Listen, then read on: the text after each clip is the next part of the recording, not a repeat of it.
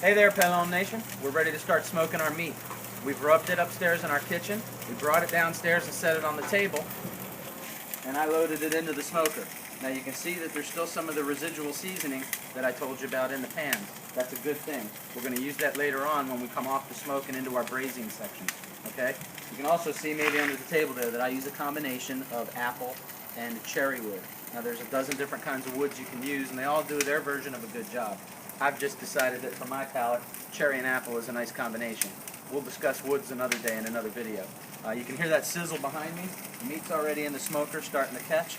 The sizzle is on the bottom of the smoker. It's from some water that I use to wet down the wood. That'll sizzle off and just go away. You don't worry about hearing that sound the whole time. You can see how we've got our meat spaced apart, okay? Wide out.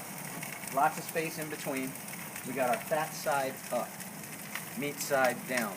Fat side up is going to allow the fat to render through the meat during the slow process. That helps keep the meat nice and juicy for you. A lot of the flavor we're getting is coming from that fat. Now with the meat side down, you're going to form what's called a bark on the underside of the meat.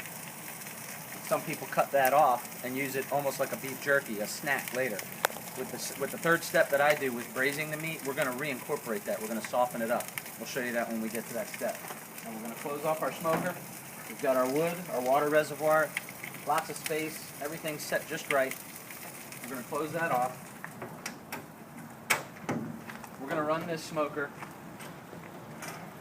225 to 250 for 4 to 6 hours. It depends on the size of the shoulders. These aren't very big, so probably 4 or 5 hours is all we'll need to get before we switch over to step 3. I'll come down every hour or so and check this temperature, make sure our temperature's right. I'll check that water reservoir, make sure we're staying nice and wet inside there, as wet as we can. We'll tune in a couple hours, guys, and let you see how we're doing. Thanks.